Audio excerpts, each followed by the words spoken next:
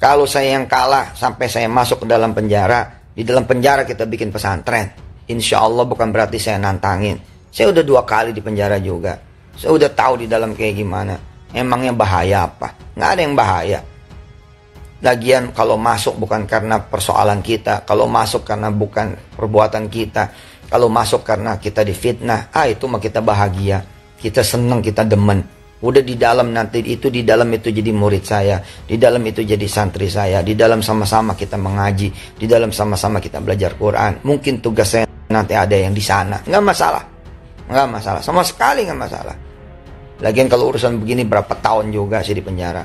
Kalau emang mereka merasa menang lalu saya kalah dan benar-benar menang, saya benar-benar kalah. Bismillah nggak apa-apa. Tidak kurang dari berapa kepolisian saya dilaporkan. Dan semuanya alhamdulillah SP3. Tanpa saya memakai kekuatan siapapun. Saya datang BAP apa segala macam. Nah gara-gara saya ikut bayar-bayarin, saya dianggap ikut bener-bener nipu. La ilaha illallah Muhammadur Rasulullah. Allahumma sholli wa sallim barik alaihi wa alihi. Tapi kalau sekarang saya gagah, Pak. Apa gagahnya? Kalau emang punya bukti dari yang 3 ini, polisi aja. Dengan PD-nya Yusuf Mansur mengatakan bahwa dirinya siap dipenjara gitu Pak, dan siapapun yang pernah melaporkan dirinya dengan dugaan pidana di kepolisian itu selalu mental, selalu ditolak. Nah, menanggapi sikap Yusuf Mansur seperti itu bagaimana Pak? Bagi saya tidak masalah karena ini alat buktinya cukup, kemudian korbannya bukan hanya saya, ya kan? Terkait dengan korban-korban, sebenarnya korban secara keseluruhan dokumen yang berada di saya itu sekitar 55 miliar. Kemudian ternyata berkaitan dengan yang disetorkan melalui BMT itu ada sekitar, kalau uang investasi kemudian uang kodimat ya sekitar 16 sampai sekitar 18 atau 19 miliar Mas begitu. Nah, karena ini yang saya laporkan di sana, saya kan mengatakan hanya mengadukan itu saya hanya sebagai salah satu korban. Nah, artinya korban-korban yang lain juga nanti penyidik akan saya akan menyurati Kapolri agar memerintahkan kepada penyidik itu untuk memeriksa korban-korban berikutnya. Kalau itu jelas.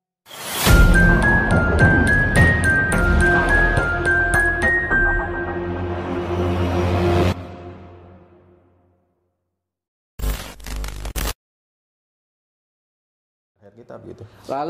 Lalu kemarin Mas di dalam pemeriksaan itu saya tunjukkan, kemudian saya serahkan kepada penyidik bahwa satu, ini ada transfer uang dari Pak Eko ke BMT ya. Kemudian penyertaan modal saya karena memang modal saya setor ke rekening dia dulu, baru disetor ke BMT. Kenapa seperti itu? Penyidik bertanya seperti itu kan. Setoran saya ini dianggap kecil Pak, jadi saya harus bergabung melalui BMT begitu. Melalui BMT di sini jelas menyatakan ini penyertaan modal saya. Kemudian di-cover juga dengan adanya sertifikat investasi yang jauh sebelumnya.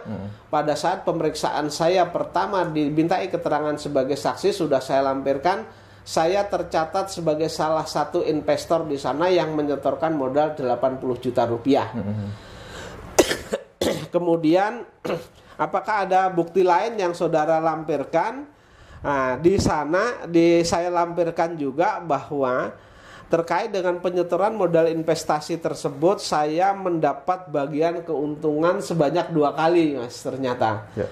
Ini saya temukan dokumennya, ternyata saya mendapat pembagian keuntungan itu di bulan 12 tahun 2009 dan Januari 2009. Masing-masing per bulan itu saya mendapat bagian keuntungannya itu sebesar 7.200.000 rupiah.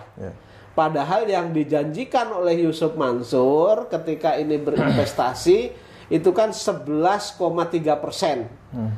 Karena jumlah keseluruhan keuntungan itu dari modal itu Yusuf Mansur mengatakan 28,6% kemudian dibagi menjadi 3. Yang pertama separuh diminta oleh Yusuf Mansur untuk operasional pondok pesantren atau untuk menyelesaikan pembangunan pondok pesantren itu 14,3% ya.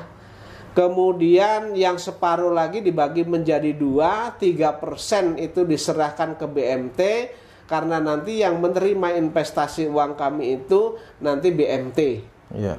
Kemudian yang ketiga, ya yang selanjutnya masih ada sisa 11,3% itu bagian daripada investor.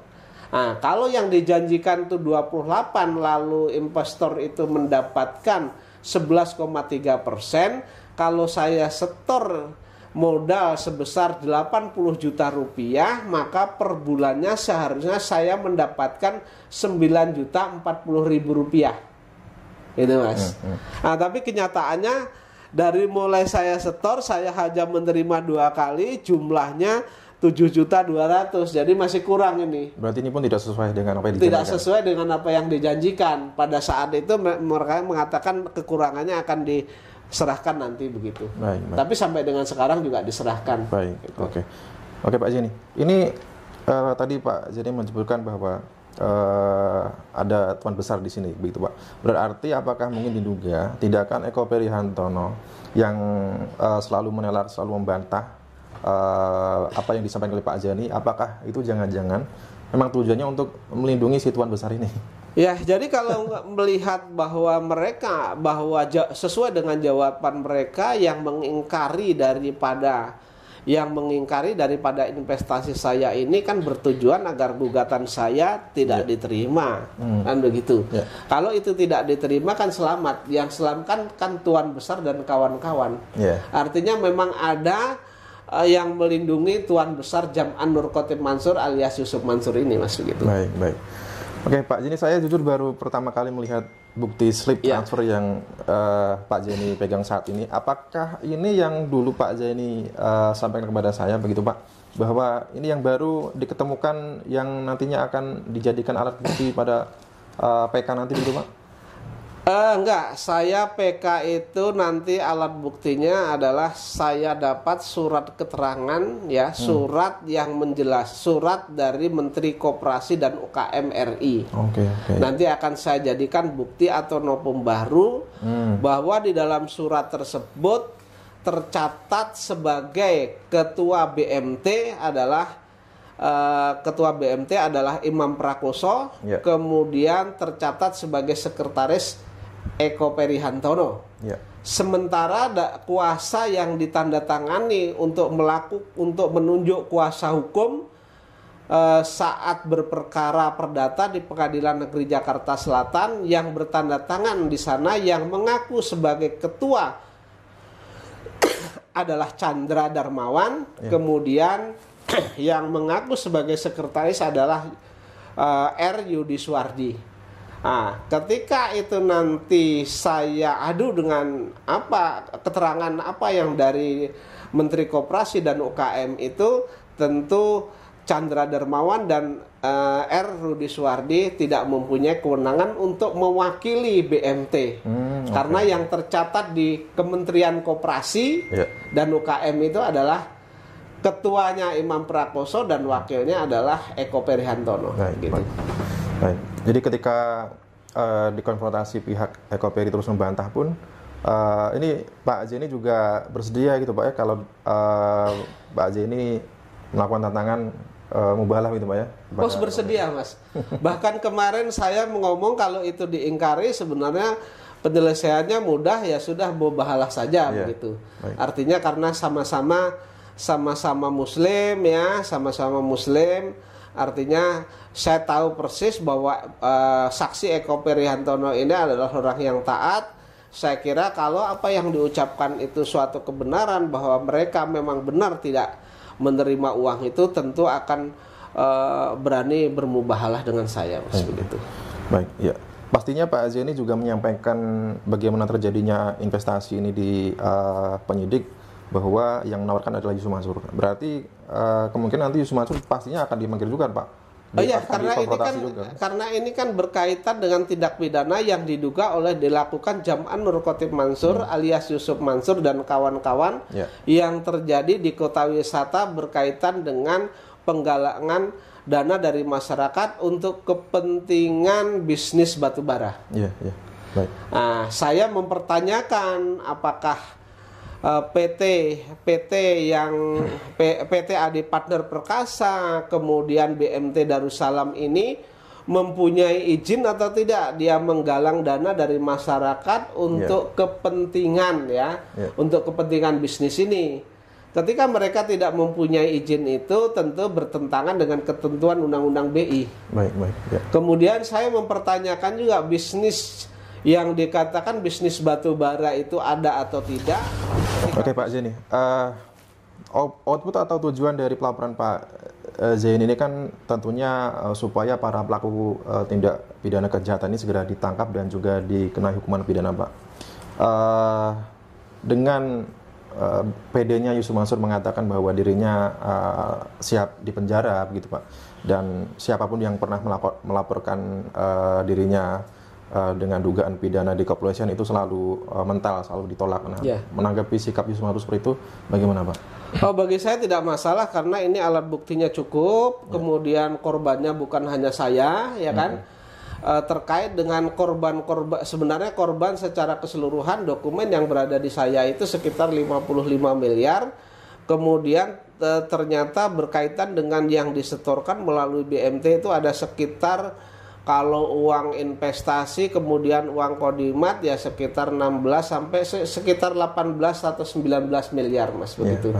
Nah, karena ini yang saya laporkan di sana, saya kan mengatakan hanya mengadukan itu saya hanya sebagai salah satu korban.